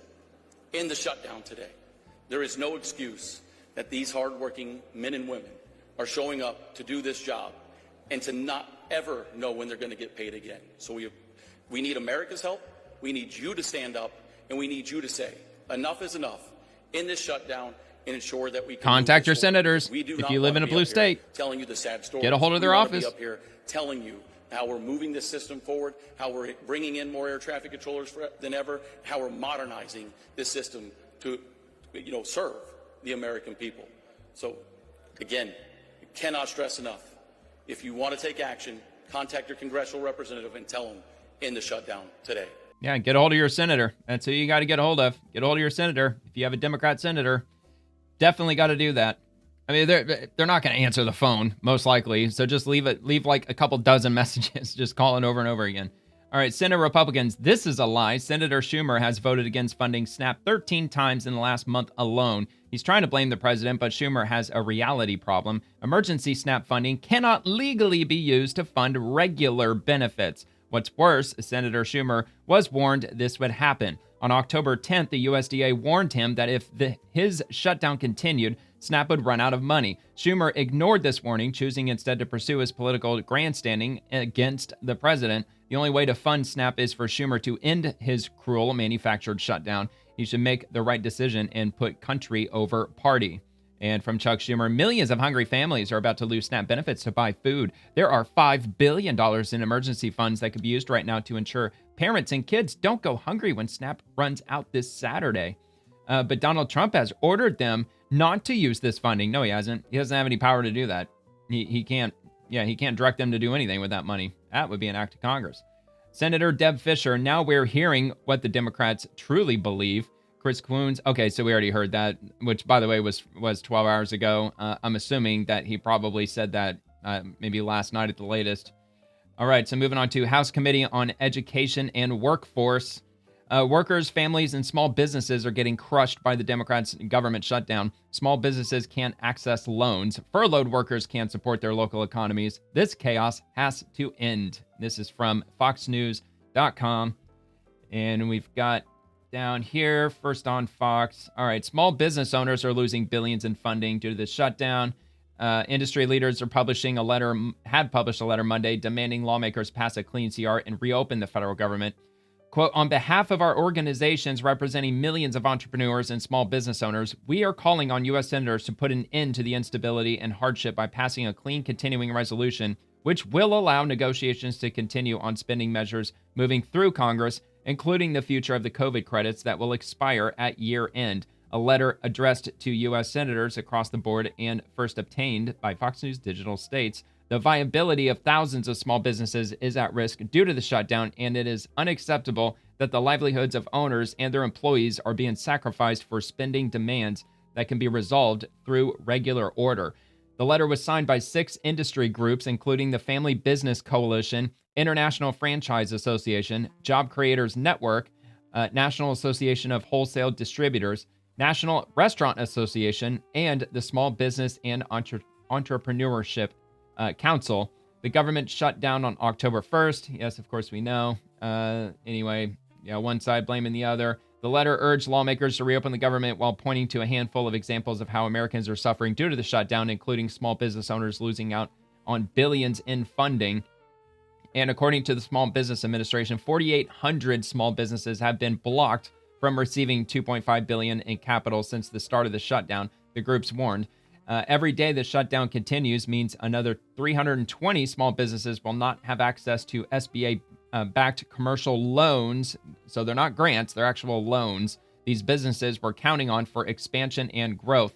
Hundreds of thousands of workers are impacted by the suspension through furloughs, reduced jobs and wages, along with missed opportunities for local economies.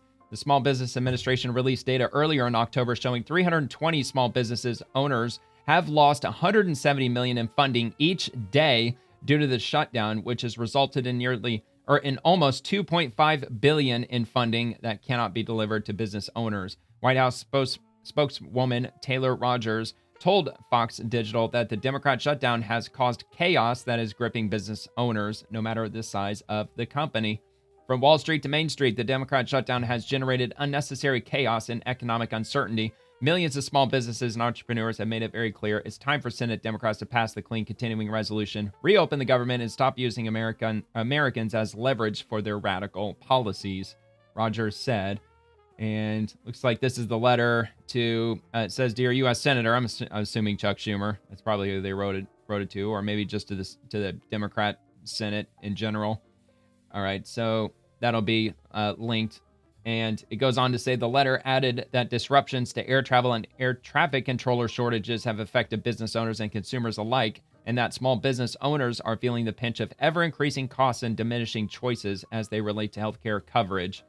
With respect to the rising cost of health insurance premiums, small businesses have been the hardest hit by years of ever-increasing costs and diminishing choices. Premium tax credit expiration represents only a fraction of the reason why many small businesses are seeing hefty premium increases for next year. Lowering costs and increasing affordable choices will be resolved through comprehensive reforms that need to be addressed by Congress and state legislatures. Congress must commit to this important task as well, the letter stated. And it goes on a bit from there, but you can check that out for yourself on foxnews.com below. And from Rep. Marlin Stutzman, Democrats in the Senate just voted to keep the government closed for the 13th time. The looming lapse in SNAP dollars, federal worker paychecks, and American security at the end of this week is all because they want American tax dollars to pay for free healthcare for illegals.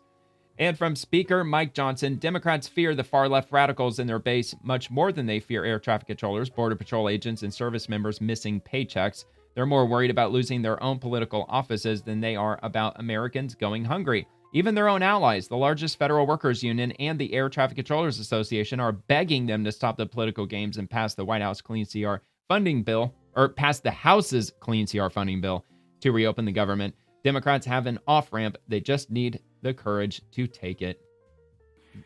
The Democrats right now fear the far-left activists more than they fear air traffic controllers, border patrol agents, American service members, and so many others missing their paychecks.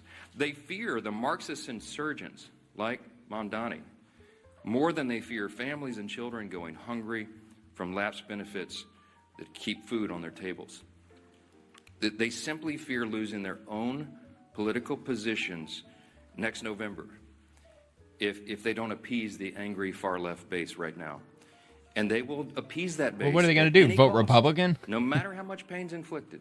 Or maybe they'll be primaried. Maybe that's what he's talking about. This gets better for us day by day. How does it get better? Because they're proving to the angry far-left base in their party that they will prioritize them over the American people. And simply put, it's the profound fear in the Democratic Party that drives this shutdown. It is not principle, it is not policy, it is certainly not concern for the constituents that they say that they want to represent. We know that because even their own constituents now are begging Democrats to stop the political games and reopen the government. Just yesterday, the largest union of federal workers, the very people that the Democrats claim that they fight for, came out publicly and urged the Democrats to join the Republicans in passing the House's very simple short-term funding bill. Also, yesterday, the National Air Traffic Controllers Association began to put up flyers in airports to explain the real danger that is being imposed for air travel, air safety in this country, highlighting what the Democrats are doing. So I just want to say this simply to our Democrat colleagues. You have an off-ramp now. You painted yourself into a corner, but here's your off-ramp. The unions, the largest unions, are saying, please do this. You can claim that as cover and say that you had to do it. Reopen the government. Get it working for the people. It's our number one priority and responsibility as members of Congress. Yeah, man, that's the ripple effect. It's spreading far and wide. Even the unions are turning against Democrats. That's wild. Senate Democrats breaking. Senator Jackie Rosen went to the Senate floor to pass a resolution that would condemn Trump's attempt to enrich himself with your tax dollars. Senator Rick Scott and Senate Republicans blocked it. Well, yeah, because they're worried about trying to reopen the government. They don't care about this stupid, anti-Trump orange man bad bullshit. Donald Trump is seeking $230 million in payment from the Department of Justice for who? Well, for himself. He's going to use your money to pad his own pockets instead of working with Democrats to take action to make sure that you and your family can go to the doctor without breaking the bank. So today, I'm introducing a resolution condemning Donald Trump's decision to pay and enrich himself with your tax dollars. You got that right. He's going to pay to enrich himself nearly $250,000. Why don't you explain exactly how, lady? Donald Trump off the backs of the American taxpayer. I mean, this is her profile. And if it's my her video. Republican colleagues who like to stand up here and talk all about cutting cost, cutting wasteful spending. What is up with her eyebrows? If they want to practice what they preach, they'll support my resolution. It doesn't look natural. They'll stand up to Donald Trump and say, finally, I'm sorry, finally, with the gold-plated dinners and the ballrooms, etc., that enough is enough, and it's time to put the American people first. Is there objection? I object. Objection is heard. Well, at least she dresses professionally. I guess. All right, from TSA, we've had several queries from the public about our donation policy during the shutdown. TSA management may accept donations from travelers on behalf of TSA, which will then be distributed to our frontline workforce.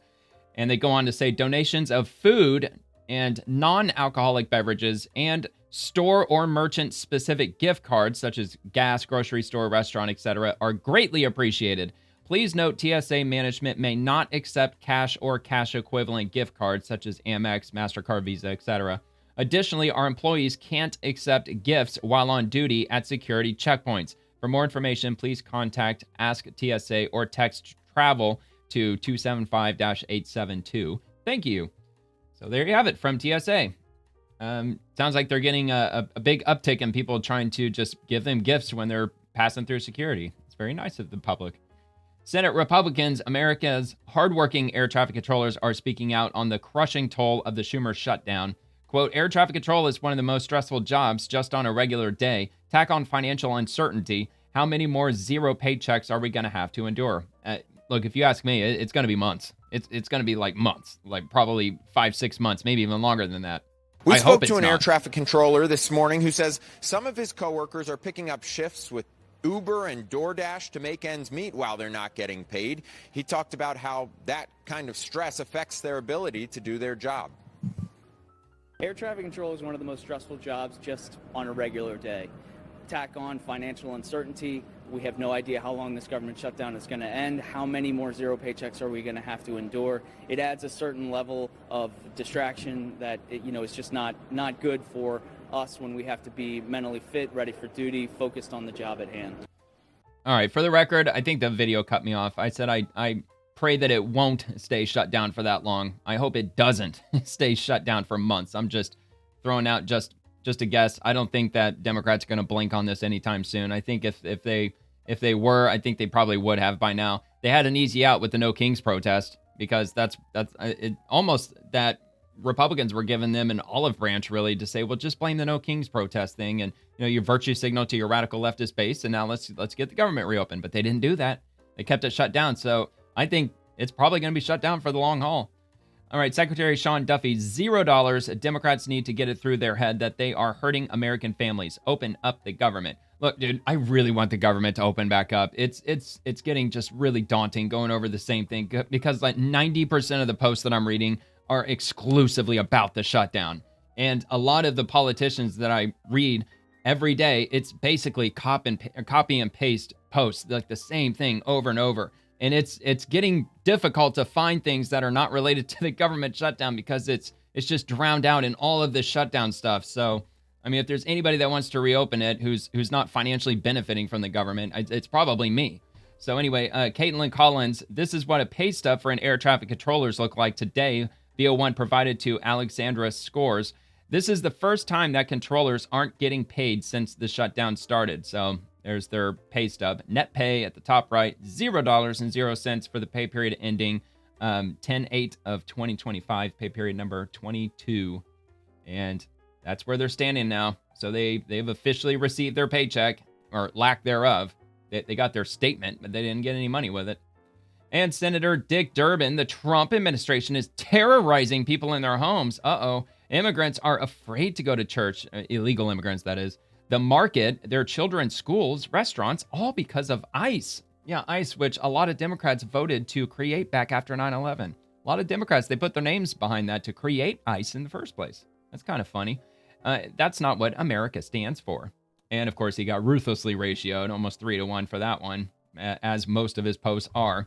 Again, that just illustrates, in my opinion, that Democrats, they're losing this fight. They're absolutely losing this by a wide margin.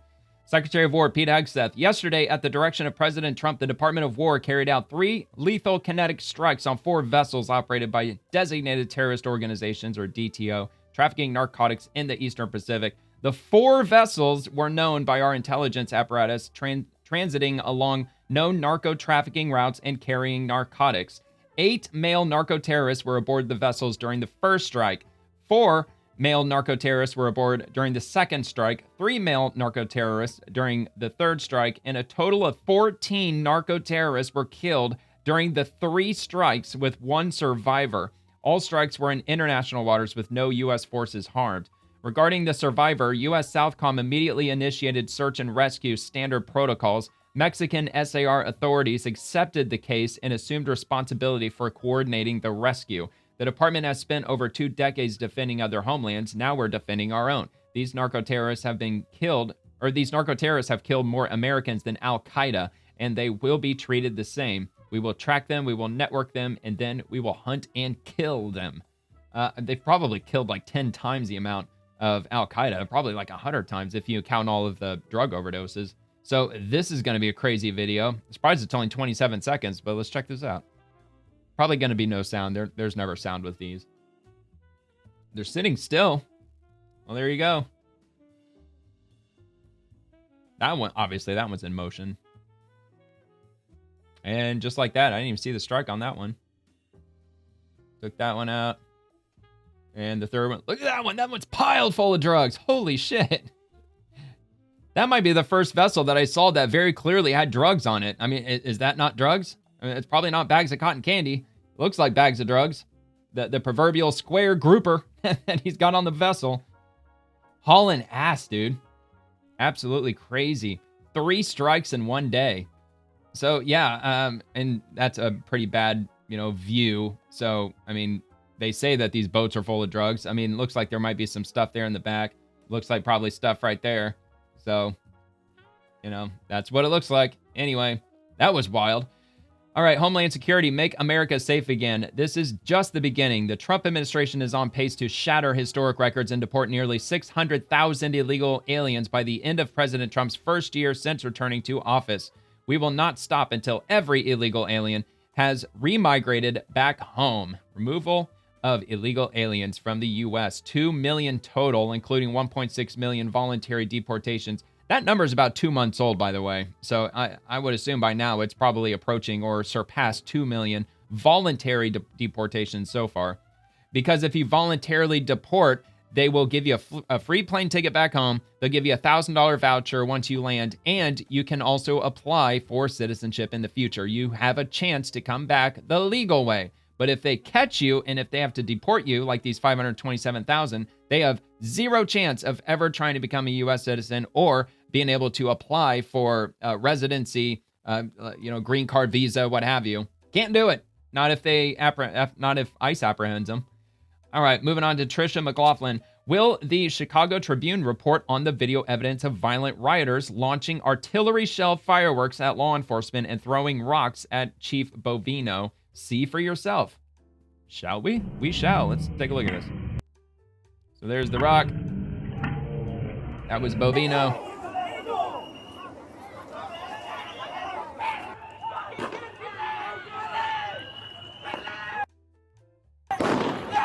Yeah, heard it, saw it.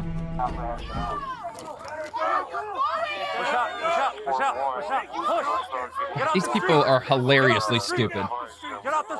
Yeah, let's shoot fireworks at him. That's really going to cause some damage. I mean, look, to be fair, it could. It really could. Oh, there you go. 20 years maximum prison sentence for doing what he just did there.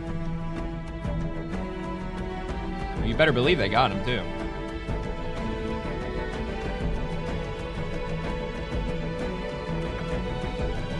Yeah, looked pretty clear to me. All right. I have no idea why they're not arresting every single one of them. They're all committing it, at the very least, obstruction. Absolutely, which could carry an 8-year prison sentence if they got the maximum. So, and that was in response to Jason Messiner. In a new filing today, plaintiffs accuse immigration agents of new violations of Judge Sarah Ellis's restraining order limiting use of tear gas on protesters in a raid on Little Village last week. They also say Commander Greg Bovino lied about getting hit in the head by a rock. Well, all right, hold on. I didn't see in the video that he got hit in the head. So I'm going to have to go back and look at that again. Not sure if he got hit in the head, at least not by that rock that was thrown. It looked like it hit the ground and not him. So anyway, I'm not going to read all of this, but I will read the highlighted part. Did Judge Ellis get hit in the head by a rock like I did this morning? Defendant Bovino continues saying something like maybe she needs to see what that's like before she gives an order like that. So maybe he was hit in the head, but maybe I didn't see it. So let me just run this one more time. I'm not going to play the whole thing. I just want to take another look. I mean, not a good view, man. I mean, it scrapes the ground. It looks like it just comes off this way. But Bovino, I mean, he is standing there. No, see, Bovino's right here, isn't he? And the rock comes in from like over this way. I don't know, man. I'm not totally convinced he was hit in the head. At least not by that rock.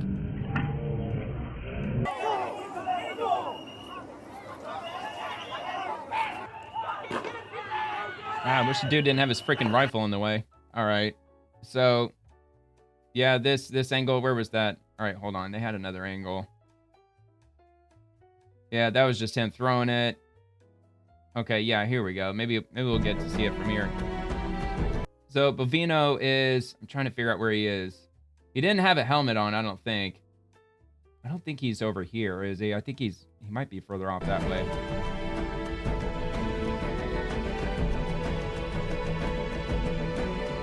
All right. I don't know, man. I can't say with absolute certainty. I mean, if I'm wrong, leave a comment and I'll read it. I read all my comments. But yeah, I'm not totally convinced he was hit in the head. I'm actually not convinced he was hit at all. It looked like it almost hit him, but didn't quite hit him. But anyway, maybe more footage will come out and maybe I'll be proven wrong. Anyway, Chief Michael W. Banks. Here's the real story from Homeland Security. Video evidence. On October 23rd, Border Patrol agents conducted enforcement operations near 27th and Whipple Avenue, which is in Chicago, if I'm not mistaken. A large crowd of 75 to 100 rioters surrounded law enforcement who set up a perimeter after agents who were boxed in by a large box truck. Rioters then shot at agents with commercial artillery shell fireworks. A Border Patrol transport van carrying illegal aliens attempting to get to the safety of the perimeter was then attacked. Border Patrol agents were able to secure the van and get it into the perimeter. The mob of rioters grew more hostile and violent, advancing toward agents and began throwing rocks and other objects at agents, including one that struck Chief Greg Bovino in the head. Border Patrol agents repeated multiple warnings to back up and that chemical agents would be deployed if warnings were ignored. Riot control measures were deployed, including by Chief Bovino, and arrests were made. Agents properly used their training. The use of chemical munitions was conducted in full accordance with CBP policy and was necessary to ensure the safety of both law enforcement and the public. So we've got another video. It's a bit longer. It's a little over 5 minutes, but we'll give it a watch. Maybe this will prove me wrong and it actually will show him get hit in the head. Aerial surveillance. I mean, come on, dude, what's with this music? Aerial surveillance captured them fleeing down an alley, changing plates. Okay, whatever. We could do without the music. Changing plates. All right, now I'm wondering if there's sound with this. Okay, yeah, there is. All right, whatever. I'll just let it play. So that's the box truck, right? Here we go. That would be obstruction, sir. At the very least. These people are fucking lunatics. You fuck your mama, fuck your daughters. I hope they get touched. Fuck all of y'all niggas. Y'all not even supposed to be arresting nobody over here, bro. Everybody got fucking guns, nigga. Fuck you. Fuck you. Fuck you. Fuck you. Fuck all. Welcome to the clown world. Call the guys so they could come, bro. How much do you think she's getting paid? Oh, hundreds and hundreds of dollars. Oh, they're gonna come deep, watch. Mama, hey, bro, y'all better watch. Yeah, don't be throwing us, bro. Hey, Transport 1 will start getting swarmed over here. Please advise we are blocked in. We bringing them bitches out. I cannot believe they're still not arresting them. Look, the FBI, the DOJ, President Trump, everybody's been saying that they're going to crack down on all these rioters. They're going to start, like, you know, dropping the hammer on them, and they're not. They're not doing shit. They're just letting all of this happen. Because anytime they're approached like that, I mean, I don't see how it would be difficult in any way to pin obstruction on all of these people, especially if they're standing out in the street. That's obstruction. And have this QRS ready to go. And if you're obstructing a federal agent while he's conducting an investigation or an operation, that is, I believe, a felony.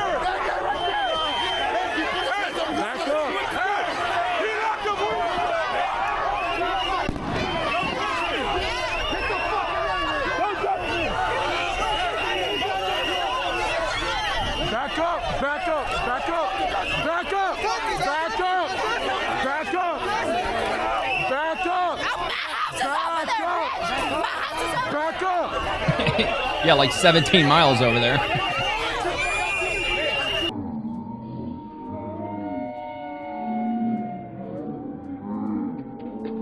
All right, I did see that, but it looked like it hit one of the riders, though.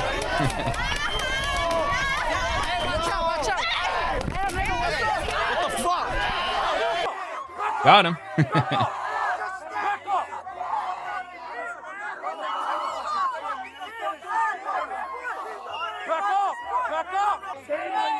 Yeah, I mean, these people are getting paid. They're getting paid good money. Use riot control weapons like tear gas unless they are facing imminent threat. I mean, you got like, what, 100 rioters out there in a city of like, what, 10, 15 million people? I think the answer to that, whether they're getting paid or not, is kind of obvious. Of course, can't prove it by watching the video. Get them back. I mean, if the entire city is against ICE operations, how come there's not hundreds of thousands of people descending on them? Why is it always really small groups of people? Like just a couple hundred here, a few hundred there.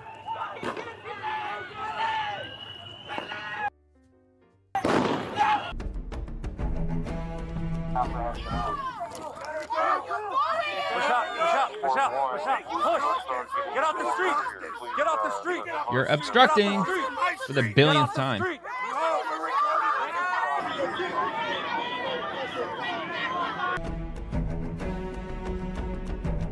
What a dumb fuck. Fucking idiot.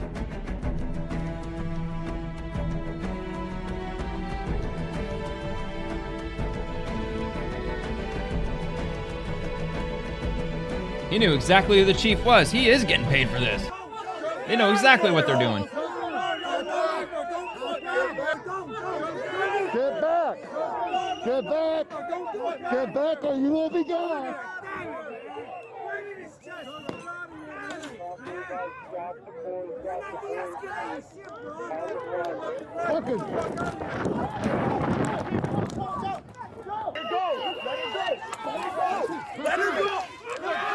He's shooting fish in a barrel. Then you realize they're about to get a run up on.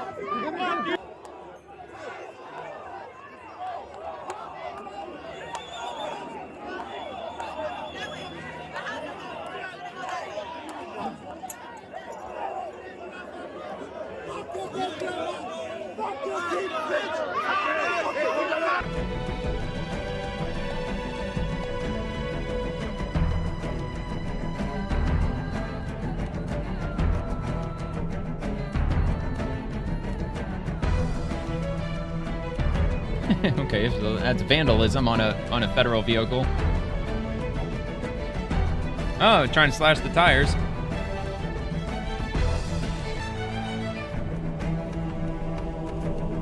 Mission continues. It continues on and on. And as I've said endless times at this point, they just got to start arresting all of them. If they step a foot in the street, that should be enough to get them on obstruction, especially if the vehicles are trying to get in and out of the building. That's obstruction. All right, Block Club Chicago Border Patrol. Oh wait, hold on. No, that's continuing into the post. All right, so I'm just gonna go on to the next thing. Yeah, so that was it. So U.S. DOT rapid response from King of the Hill. Let's see. CDLs are for truckers who speak English.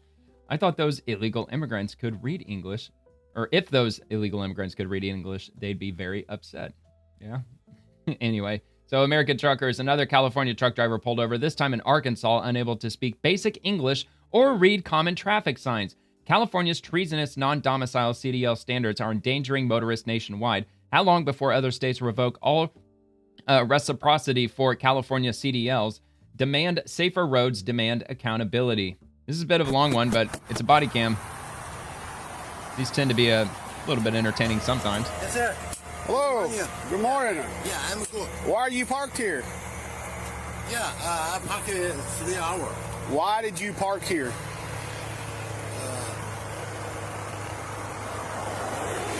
You understand English? Yeah. You do? Yeah. Why did you park here? Yeah. No good. I'm Officer Eddings, Arkansas Highway Police. I need your driver's license, registration, and insurance for this truck. Is there anybody else in the truck? Like, I don't have a fucking thing. I got insurance, nothing. In the truck? My company. Your company. Okay, you don't understand English. Are you allowed to be inside this country? Where's your logbook at? Put you some clothes on. Oh, great. So you're sitting there naked. Pants. Put your pants on. Pants on? What? Put your pants on.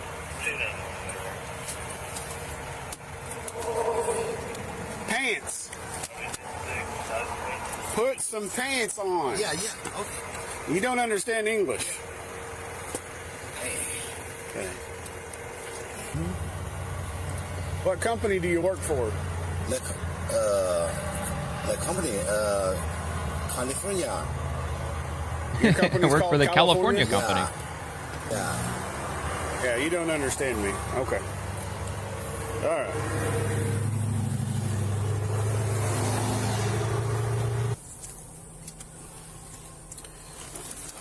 All right. You see this sign? Yeah, truck. Over. What's that sign say? Things must enter, right? Do you tell me? What does it say? Yeah, read. I need you to read that sign. Yeah, we station next rate. Okay, read it again. Read again. Read it again. Oh, trucks over 10 must enter way station next rate. What is this word? Tense. Tense? No. No? No. What is it? What does that sign mean? What's that mean? Sounds like he missed the way station. 10 things. What does this sign mean? Master, enter. Master. With station. Okay, so if you see this sign, what do you do? Yeah, driver going. Yeah, driver going. Must. Go where? With station. All trucks go? Or what's it say? What kind of trucks have to go to the way station? Way station. I don't know. Over 10. Over 10 what? Oh, is it like over 10 tons or something? Okay. All right, let's try another one. You don't get that one. All right, let's go down here and try another one. Let's see.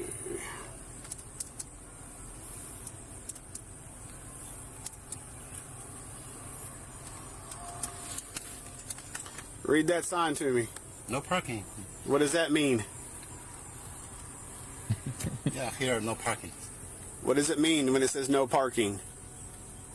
I don't know. Yeah, no billboard, no parking. Maybe officers exit, no parking. Okay. So when you see this sign, what do you do? No parking. What do you do? No parking. Okay. Does that mean you can park your truck there? Yeah. No parking.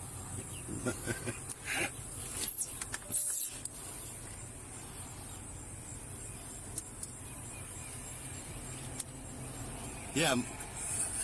I called my friend. My friend. Read this sign to me. Yeah. Because.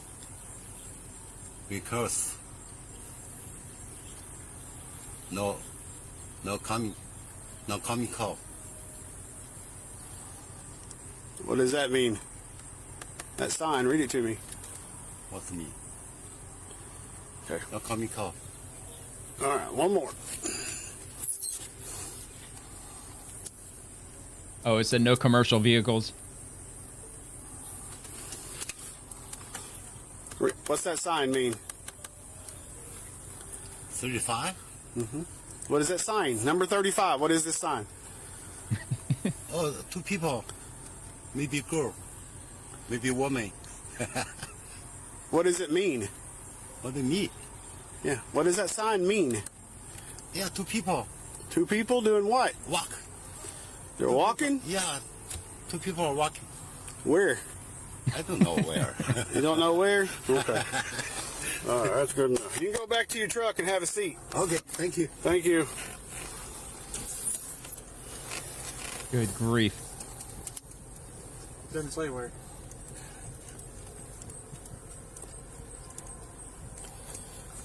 He got the no parking sign right, but the rest of them, he had no clue. Yeah, there is no way that he took an exam to get his CDL. There's no way. I wondered how y'all were grading. That's California for you. Yeah, the feds gave us some. They've selected, I think, like 35 signs or something that they use or that we have to use. We just pick 4 of them. They got to get 3 of the 4 right to pass the sign test. And then the other part, the speaking part, we just ask them general everyday questions, you know, like what they're hauling, where they pick it up, where they're taking it. Yeah, if they can't understand. Yeah, and he had no idea. Like, he had trouble answering those questions, like where he was loaded, where he was taking it. Yeah. He couldn't even tell him what company he worked for. He said California. Questions, and if anybody else was in the truck with me, he kept saying California. I was like, California's in the truck with you? And he's like, yeah, California. I was like, oh, okay. Okay. So, he's fixing to be put out of service. Well, there you have it.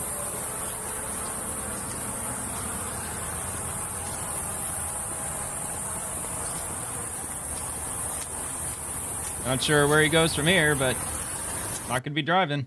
Not driving his truck anymore. So that's California for you. That's who they're issuing commercial driver's licenses to. So yet another one. But thank God he didn't hurt anybody. All right, moving on to World of Statistics. Annual U.S. wine consumption per capita is equivalent to 16.4 bottles of wine. Annual per capita ethanol consumption in gallons of wine. In the District of Columbia, it's number 1 at 1.05, equivalent to 41 bottles of wine. I just wanted to illustrate that, this show being the swamp, talking about DC politics and DC happenings and everything, and the fact that the District of Columbia is number 1 in the entire country for wine consumption. Because of course it is, because there's a lot of money flowing through Washington, a lot of people getting their drink on, and I'm sure I would actually be curious to know what is the average cost for each bottle of wine that's being consumed in DC. I bet it's an absolute absurd number. It's probably triple digits at least. All right, so from Secretary Marco Rubio, faith in God is a liberty, not a liability. Today, on the 27th anniversary of the enactment of the International Religious Freedom IRF Act, the Trump administration reaffirms our commitment to religious freedom as a fundamental right given to us by our Creator. So I'm not sure if that means that they're going to try to look further into what's going on in Syria with Christian persecution. The same with, what's the other one well, I'm sure there's several countries in Africa, but Nigeria, that's the one I was trying to think of. But yeah, apparently there's a lot of Christian murders happening in Nigeria currently. So not sure if they're going to look into it further in light of this post. I haven't read any of the comments or anything, so I don't know if probably just in agreement of Secretary Rubio. Yeah, definitely looks like that's the case. Should only be religious freedom. Okay, yeah, well, yeah, we got different schools of thought on religious freedom in the country, which everybody's entitled to their opinions, and of course like Islam posts, and sometimes they can get a little spicy in the comments. I probably shouldn't go too far. So I'll just move on to the next thing. From Rapid Response 47, the ceasefire is holding. That doesn't mean that there aren't going to be little skirmishes, says VP Vance. We know that Hamas or somebody else within Gaza attacked an IDF soldier. We expect the Israelis are going to respond, but I think the president's peace is going to hold. I don't know, man.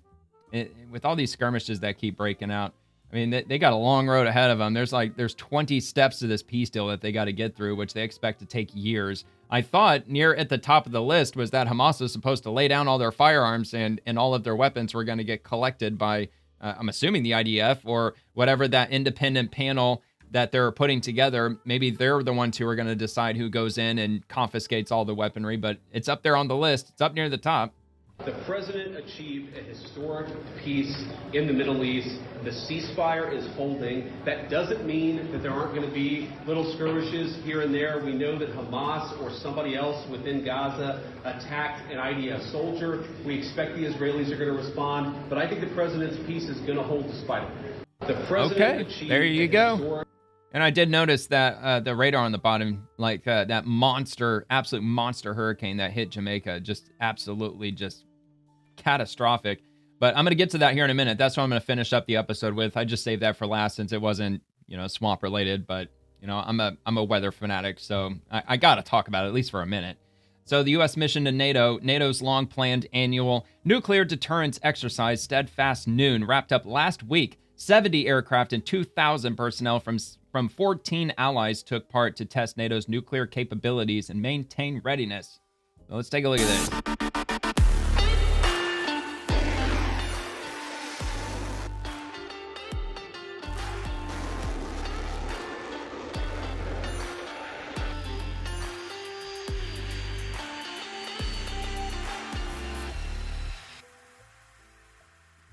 All right, there you have it. Just a little clip, little brief, little teaser as to what's going on with U.S. mission to NATO.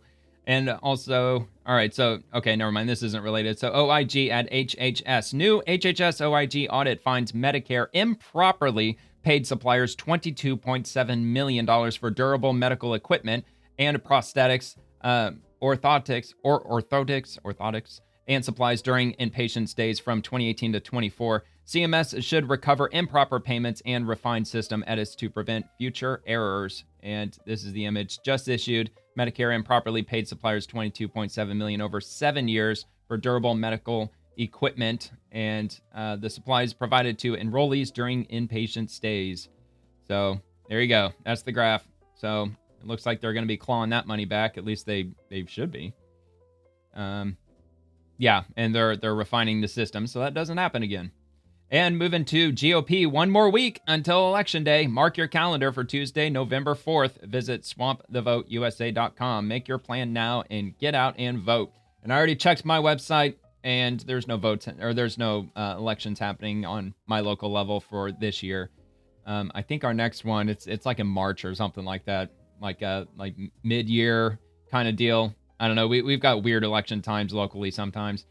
And moving to Office of the First Lady, the White House is getting ready for Halloween. There's a picture of the White House. Halloween 2025 with a ton of pumpkins. That's going to make a lot of pumpkin pie. A lot of pumpkin seeds. I'm all about the pumpkin seeds with the seasoning, like that salt seasoning. It's good stuff. Good eating. All right, NNSA is proud to announce a new partnership with HPE. I think that's Hewlett-Packard, isn't it? Yeah, Hewlett-Packard Enterprise and NVIDIA at Los Alamos National Laboratory. Meet mission and vision.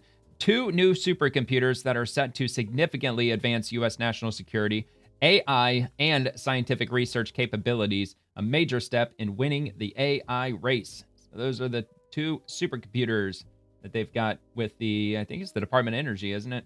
I think that's who NNSA is through. NNSA delivers the U.S. nuclear stockpile, strengthens non-proliferation, powers a global naval fleet, and advances transformative tech. There you go.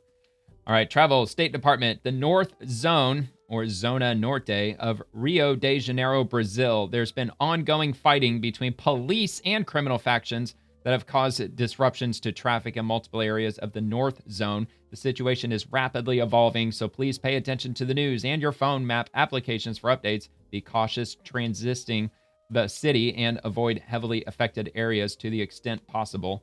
More at br.usembassy.gov, and I'll link it. That sounds like something quite dramatic to research on YouTube if you're looking for something in, like out in the world. Some like crazy drama that's going on the ground. All right, travel, State Department, Southeast and Central Bahamas and the Turks and Caicos Islands. A hurricane warning for Hurricane Melissa is now in effect for the Central and Southeast Bahamas. Americans should follow the evacuation order issued by the government of the Bahamas if you are in Inagua or Acklands or Crooked Island or Mayaguana or Ragged Island. Residents across the Turks and Caicos Islands have been advised by the Turks and Caicos Islands government to shelter in place beginning at 10 o'clock p.m. tonight, October 28th. So that's like right now. It's almost 11 my time. And again, more at bsembassy.gov. Weather alert, Hurricane Melissa. And from the New York Post, as Category 5 Hurricane Melissa approached Jamaica, those on the island prepared for the storm, which officials warned could cause catastrophic damage and deadly flooding. And here's a video clip from one of the residents in Jamaica. This is our room for the hurricane. We closed off all of the bathroom doors, filled up the bathtub. Filled the bathtub. That's what I do. We put our couch cushions here to make a bed. We have a bunch of water jackets. You fill the bathtub so you can flush the toilet in case they cut your water off. We found, or the storm cuts the water off, really. A life raft from the pool. We put... Oh shit, man! I hope I don't get that bad. Fucking life raft, man. Damn, that's intense. We put our luggage in here, and we cleared. Hold on, my thing. We cleared our closet in case we have to hide in there. This is trash. Yep, that is a good idea. Furniture is pushed up against the windows, and yeah, and that's pretty much what we have done now. Yikes. I just hope this is a bad memory someday. Yeah, it probably will be. I mean, they're in a hotel. They're generally fairly safe. I mean, I just wrote out Hurricane Helene and Hurricane Milton just last year because I live in the St. Pete, Florida area. And, yep, I remember. Filled up the bathtubs, whole 9 yards. All right, from RT, significant damage to 4 major hospitals. Jamaican officials, island battered by flooding and destruction from Hurricane Melissa. Storm now down to a Category 4. This was 4 hours ago on RT. Here's some footage.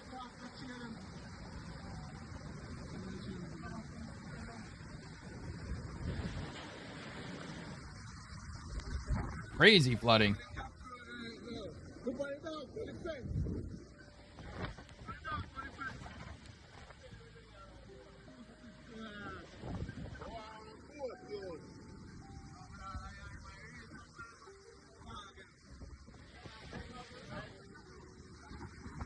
Damn, that is wild. That is wild, intense. Crazy, crazy. And looting begins as Hurricane Melissa hits Jamaica. Report claims ATM stolen, business robbed in Highgate and St. Mary. Just quick 13 seconds. I'm assuming this is before the storm. All right, well, that didn't really show a whole lot. Moment roof ripped off Savannah Lamar Public General Hospital, Westmoreland, Jamaica. Hurricane Melissa's fierce winds tear through.